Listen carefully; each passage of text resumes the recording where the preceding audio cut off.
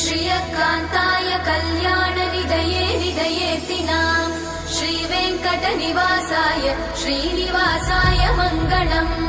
लक्ष्मी सविभ्रमालोकसुभ्रूविभ्रमचक्षुषे चक्षुषे सर्वलोकानां वेङ्कटेशाय मङ्गलम् श्रीवेङ्कटाद्रिशृङ्गाग्रमङ्गलाभरणाङ्ग्रये मङ्गलानां निवासाय श्रीनिवासाय मङ्गलम् सर्वावयव सौन्दर्य सम्पदा सर्वचेतसां